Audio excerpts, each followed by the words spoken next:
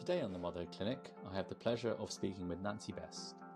Nancy Best is a qualified personal trainer and the founder of leading online female fitness community, Ladies Who Crunch. She's been hired by some of the world's biggest brands and blue chip companies, including Amazon and Google, to help boost employee well-being. Her mission is to help women use exercise as a tool for holistic health instead of aesthetics. She's regularly quoted across national and lifestyle media as a women's strength training expert. This podcast is for education and information purposes only. It is not a substitute for professional medical advice.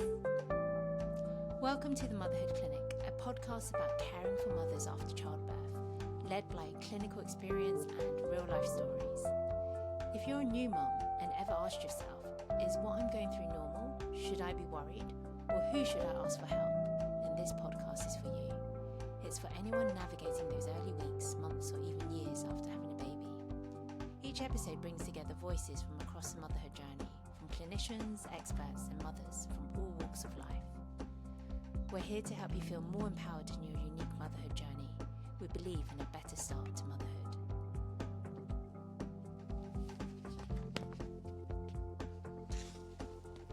Welcome back, Nancy. Thank you for having me back, Patrick. It's nice to be here. So let's pick up where we left off. We had a conversation last time about the value of exercise, why it's important, and a way to reframe certain people's thinking if they needed it. We talked about some of the myth busting that goes around exercise and how mothers that have just had a baby may come into that and what they can do to resolve or navigate that chaos sometimes.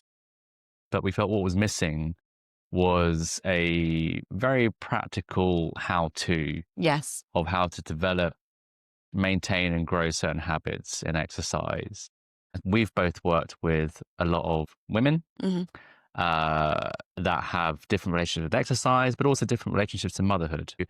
I wonder if we can paint a picture of those different personalities and with those establish some practical how-tos. Definitely. Of how to form a healthy relationship with exercise. And a consistent relationship as well, I think, yes, exactly. Which is really important because it's easy to get sucked into kind of fads or, short-term fixes. But what we want and what we spoke about last time is building that flow of habit and sort of discipline so that it's there for now and in the next 20 years.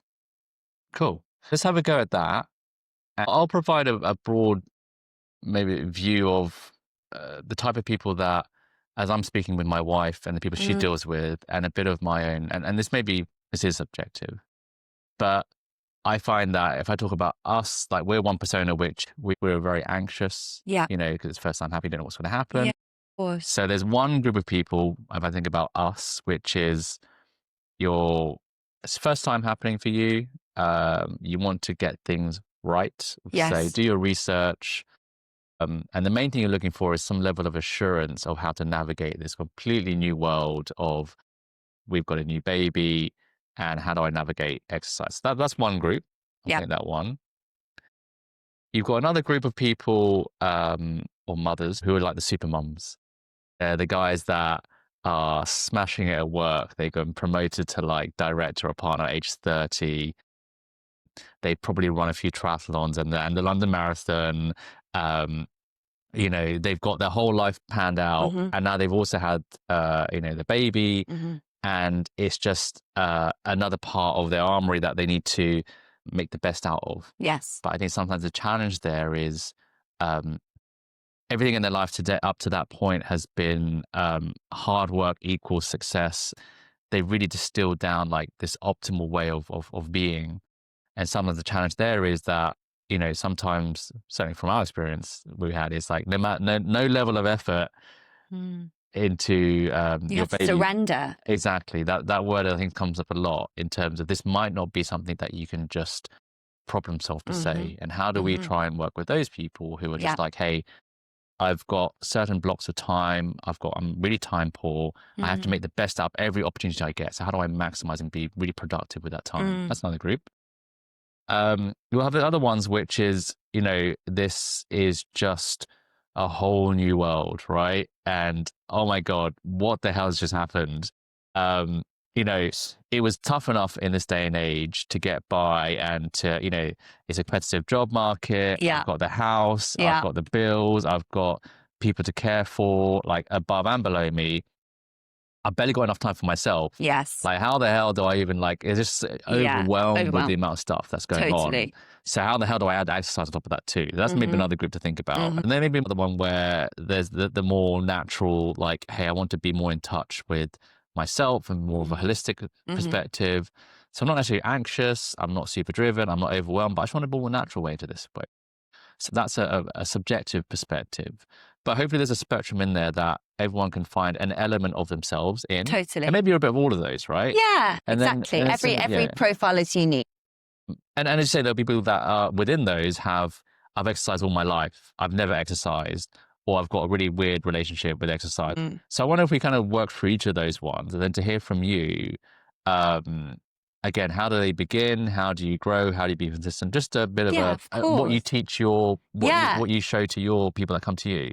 So if we go back to the first profile, which is, as you say, sort of very focused on safety, looking for security, looking for reassurance, looking for, you know, the facts and making sure that they have the best information to hand. I think if you think about some of the sort of emotions that level of need to to control and the sort of, you use the word neurotic, but, you know, we could sort of say looking for safety, if you like, that profile of mother. I think adding very cortisol heavy movement into her life is not going to be very beneficial because there's already a lot of cortisol around the process of her day-to-day life already. Can I interrupt and ask, what is a cortisol heavy movement? So when we do every form of movement spikes your cortisol in a certain way. Okay. But there are certain forms of exercise that spike it more than others. And it's to do with the intensity of the movement and what it's doing to your body. Right. So if you think about doing a HIIT class and certain movements that are really dynamic, powerful, pushing your adrenaline, sort of really, you know, putting your cortisol under fire and lighting it up versus yin yoga, for example, or mat-based Pilates, which is all about lowering, you know, your cortisol level, giving your central nervous system signals that it is safe, that it is calm. It's all about moving with your breath. And I think that kind of movement for the first profile of mother is probably one of the best ways that she can find a bit of inner peace, because I think the noise of a lot of those sort of traits that you described, right, which I see a lot, you know, a lot of women experience that. And I think it's very, you know, nothing to feel ashamed of or worried about. It's very, very normal to be anxious, especially when it's, you know, a new journey that you're going on to becoming a mother. So I think finding movement that is in a more gentle format can have a really powerful impact on your level of anxiety. And I think even just starting with some simple breath work. So I work very closely with an amazing yoga teacher who's also a breathwork practitioner. And she does these guided 10, 20-minute recorded videos that you can just put your headphones in and listen to, and takes you through some breath pattern work. And again, scientifically, we know for those mums who want research, there's lots of research that shows that sort of connectivity, you know, with your central nervous system and just bringing everything down a notch can be really powerful.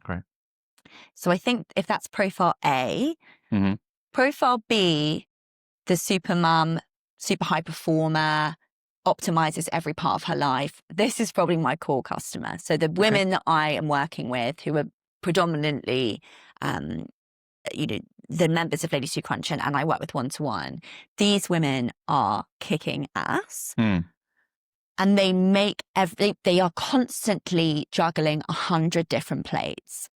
And I think what can sometimes happen with that profile of woman is that she is so used to pushing. She's in push mode all the time that exercise can sometimes slip because actually there is just nothing in the tank left because every other element of her life is getting 100%. Yeah. And I think my advice for that profile of women is to strip things back and focus on getting some sort of fluid consistency with some simple compound movements. So what we're looking for there is some movements that are going to give you maximum bang for buck. So when you're moving in short spaces of time, because you're pushing in all different elements of your life, work, relationship, being a mum, as you say, going on panels, doing all your, your amazing work. If you've only got 20 minutes, you want that to be the most beneficial it can be. So my advice is do what's called compound movements are essentially exercises that use multiple muscle groups. So, you are really maximizing the kind of impact of that movement in a moment and focusing on building your strength. Because I think, again, when it comes to the push mode and the toll that can take, and I see a lot of cycles of burnout with that particular profile of women, because she is just always operating up at this level all the time, and no one can maintain that forever.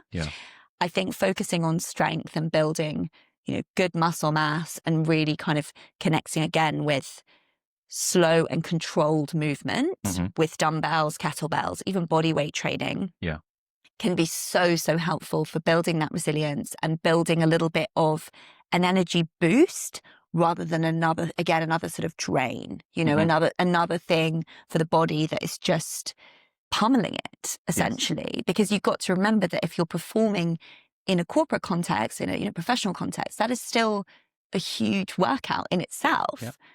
Going into an office environment, showing up, preparing for meetings, having to be in professional mode. You can't underestimate how much of an impact that's going to have on your energy levels.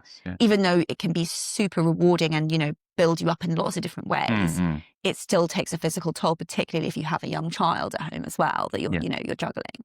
So strength training with a compound focus that is very much, these kind of short but consistent flows in the week. And honestly, 10, 20 minutes is enough. Because if you think about the cumulative effect of doing that twice, 3 times a week for 2 years, you probably will do so much more exercise than if you try to do these, because that profile of mother is also the profile that can sometimes be pulled in to these sort of quite extreme programs and diets or bounce back type marketing crap, basically, because they're vulnerable to that in the sense of they're used to just, as you say, quick win, smash it, get that done, tick that box, off we go. But actually, that doesn't build long-term habit and change. And I think going back to the burnout point, that particular customer, and I feel so passionate about this because I know this woman so well. She's in my, in my ether every day. I feel that woman needs a break. She needs to just have a pause in the week where exercise is something that is focused but calming. It's not another thing that's sort of competitive and pushing, push. See, that's So helpful. that's B. C, we said was overwhelm, right? Like very much. There's a lot of stuff going on in all directions. Maybe no fault of their own. It's just that there's a lot going on. Totally. And everyone, I've certainly been in that position before, where I'm like completely overwhelmed and over my head in terms of what's going on. Totally. I just don't even know where to start. Exactly. And I think that fog place, again, is very common. And I think removing or trying to, it's easier said than done, but trying to remove guilt around that, a bit like profile A. I think profile C can also feel, I'm not good enough. I'm not doing enough. Why am I not able to cope? What's wrong with me? All these other people seem to be, going back to the office, getting promotion. Yes, absolutely. I'm here, just, barely left my house for 2 weeks. Yeah. I think that profile is very much in need of community and support. Good. And so I would say exercise that can bring some level of social interaction will be really, really beneficial, because although I know it can feel counterintuitive if you are already finding that the outside world is quite sort of perfect, if you like. I think when you get into scenarios where you are surrounded by women who share your values Mm. and are going through similar challenges, you know, real talk happens. Like, you know, this is when you get under the hood and you realize that what you're saying on Instagram or what someone's posting in a WhatsApp group is bullshit. Like, absolutely. You know, and that kind of depth. So, you know, walking clubs are brilliant. I think that is such a nice route into movement, you know, because again, I'm obsessed with steps and walking. I think it's just so powerful. It's a brilliant, low impact, steady state movement. It's really good for your body,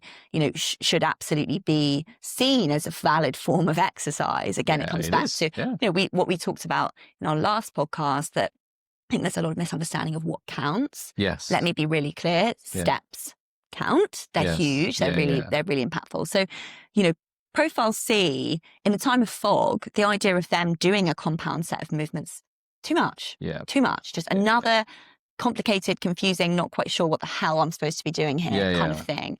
Let's get that mum outside, meeting people, moving, talking. And from there, once that fog slowly starts to ease, you can then start thinking about things like functional mobility.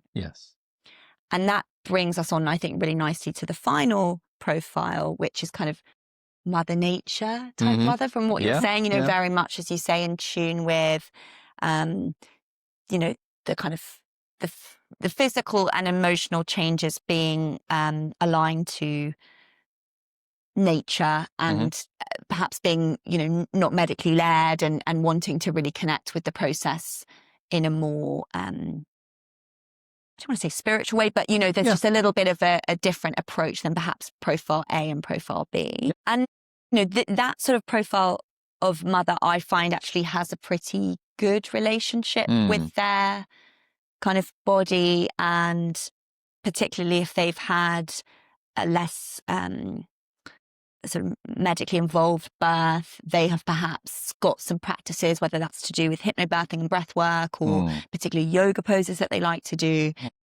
That profile is actually probably the furthest along, I would say, in terms of their relationship with movement and their own bodies, which I touched on with you in our last conversation. I think a lot of women really struggle to get that connection back again. Absolutely. So that profile is probably somebody who would actually definitely benefit from adding in some perhaps more structured exercise. But also, I don't know necessarily if that person would enjoy that, because it comes back to, I'm such a believer in finding what you love.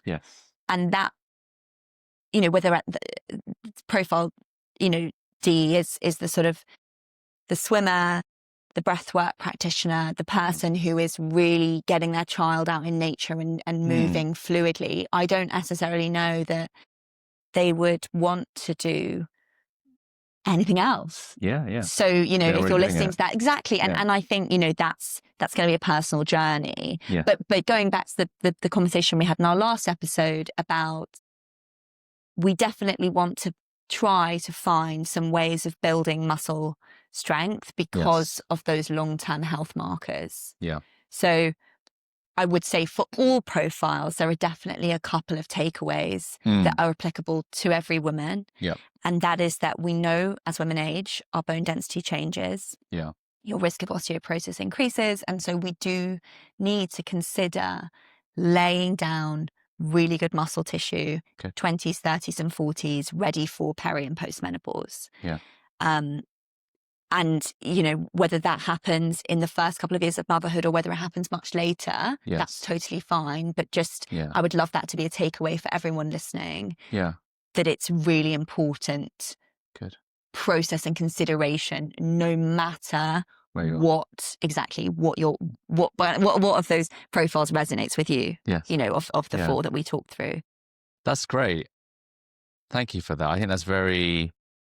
And this is an exercise because obviously people will see elements of them in all four of those. Exactly. And they're not just one, they're just purely for exercise sake. But I felt what you did really nicely there is you laid out some quite distinct approaches.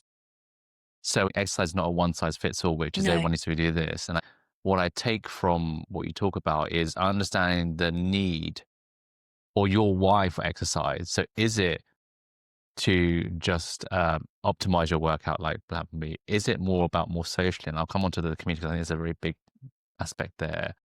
Is it more to balance something out so that you get some sort of level of like balance and calm and whatever it is? And I think that's, I think you did a really nice job articulating the different needs that exercise can fulfill. And identifying in the first, coming back to your point about listening to what you think you need to identify the best course for you. Totally. As opposed to, and that's probably the biggest challenge, right? I think it's like, you need to do exercise. Like, yeah, but it's like a blanket wall of like exercise. It's like, there's so much more within that, which obviously you spent your whole life developing a career out of.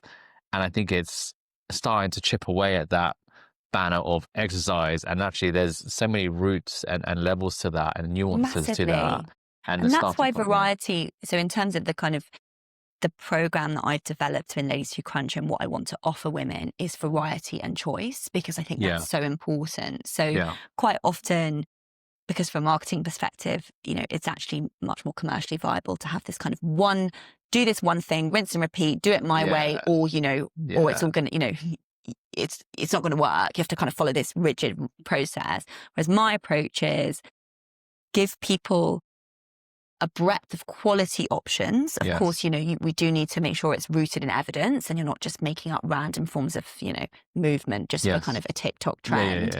But if you give people these different routes, strength, mobility, yoga, breath work, Pilates, bar training, there's all these different kind of modes of movement.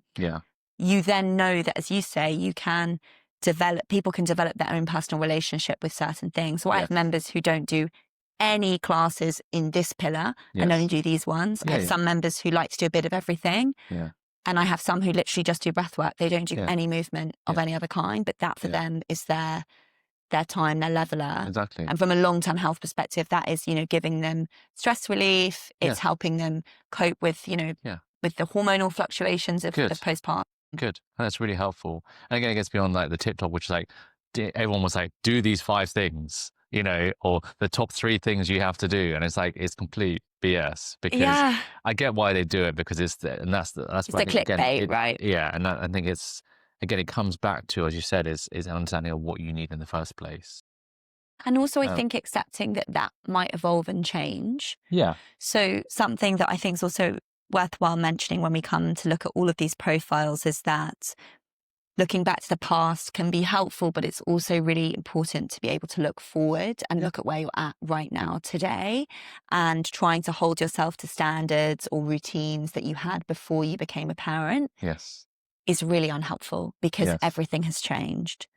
And I think my final sort of tip in terms of holistically looking at all of those different profiles, and, again, no matter what stage you're at, exercise doesn't happen in isolation. It happens because you have an infrastructure around you that supports you moving well. And what that means is you have a partner perhaps, or a caregiver, or somebody who can come to support that child, to allow you to have the time and headspace. Absolutely, there are lots of brilliant free resources out there, but the reality is most people do need to invest to some level, to have some level of expertise, whether that's yoga, whether that's, because as you say, if you go onto the internet, you can be completely bamboozled with options. And actually a lot of the quality of that's not very good. So again, we just need to be really open about the importance of that infrastructure and asking for help, and don't be afraid to put budget aside. It's not selfish to say, when I look at my maternity leave budget, or I look at, the budget when I go back to the office and I'm going back to earning income again, I want to put aside a small amount to exercise, and being okay with that, because it's essential to find consistency. I really think a lot of women struggle to ask for help and put their hand up and say, please, can you come, over and help? Or actually to their partner, do you mind doing drop off this week? Because actually, if you do drop off, it means that I can do this class, do this run, go on this walk. Excellent. Yeah.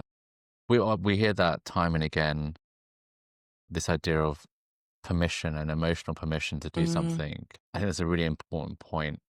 And it's one of those things in general. I mean, there's 2 points. One, the first is this idea of not having to react to a problem, because what you're trying to do there is you're saying, if I do this now, this sets us up for a stronger future, as opposed to get to a point where you get it deteriorate such to a point when the doctor tells you, now you've got a condition, you have to do something about it. And then by that point, it's too late. Or there's any remedial things you can do, as opposed to, had you done that thing 10 years ago, your path would be significantly different. Exactly. I think it's having that conversation with whoever that is that can support you around that. I completely forget my second point. No, I think that's it. And I think the emotional permission is hard. I think that's really hard to get to, because women are used to being the sacrificial lamb in most dynamics, when there's kind of care involved, Yeah. Whether that's with relatives, particularly, elderly relatives, whether that's with children, there is just this innate ability for women to kind of push down all of their personal needs to the bottom of the pile.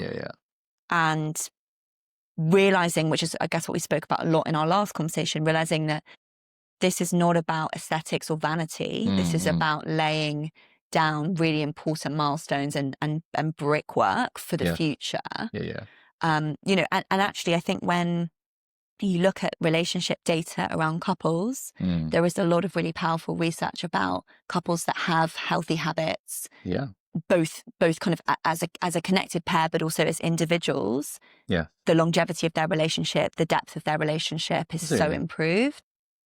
And I think that's a really important thing also in terms of thinking about the impact, going back to your child, and how wonderful that will be for them to see the relationship connected, Yeah, good. And Absolutely. exercise, I think, sometimes gets forgotten as a way to develop that, Absolutely. Yeah, all this is makes a lot of sense. And actually, the second point I wanted to make, which was something that was brought up by a previous guest, a lady called Jess Somaru, that her point was like, women's health is family health. Totally. Because it affects everybody. And equally, understanding the role that fathers have as well, which is, I've had, obviously not the same kind of journey, but there are elements of, well, I feel a bit guilty because I know you've just got so much on. You've just been through all you're doing. There's me saying, can I do some exercise?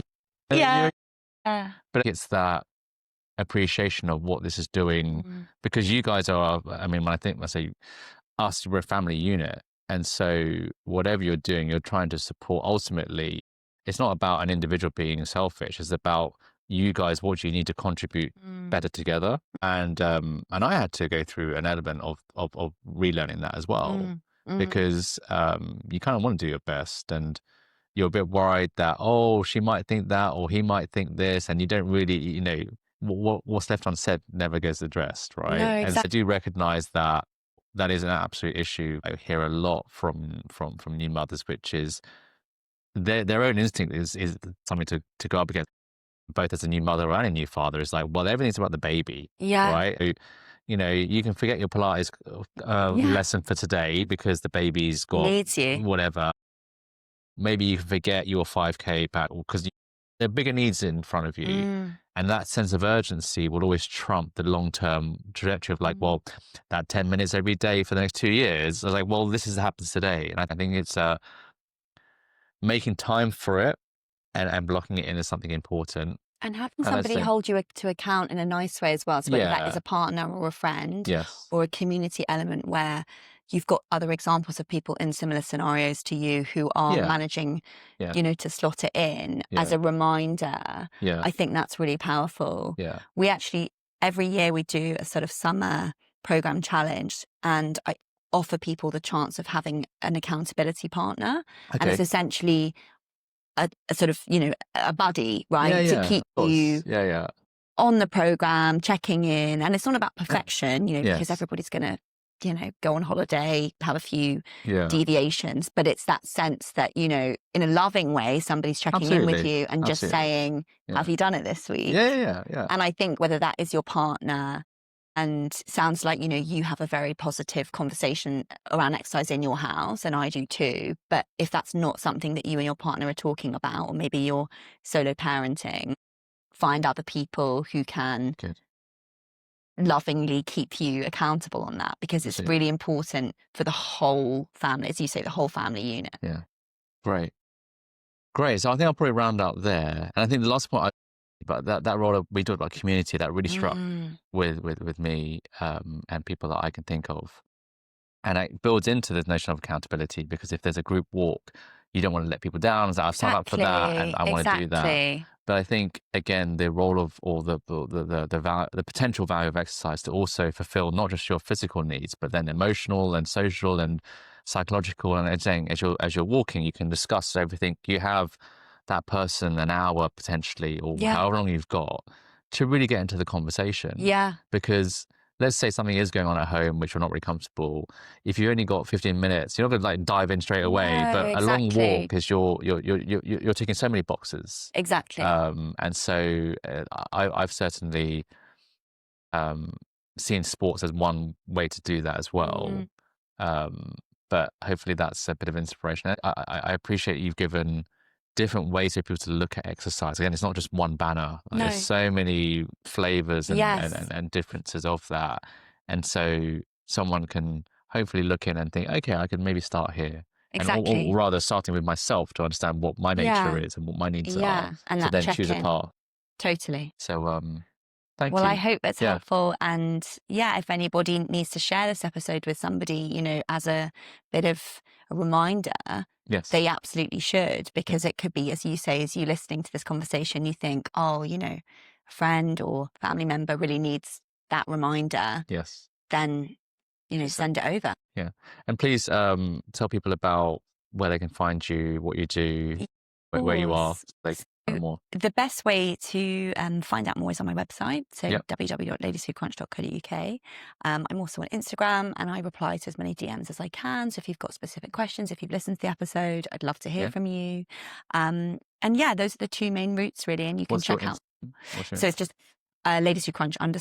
Okay. And I'm on there giving, you know, tips, and I also have a newsletter which is totally free. Great. Goes out on a Friday, and it's always covering topics like we've discussed, kind of women's well-being holistically, but with a quite big focus on pre and postnatal care. So I'd love to see you there, and you know, let us know how you resonate with the episode, particularly on that profile piece. I'd love to know if there's any A's, B's, C's, you know, good. Let me know. Excellent. Thank you for having me. Great. Thank you. Thank you.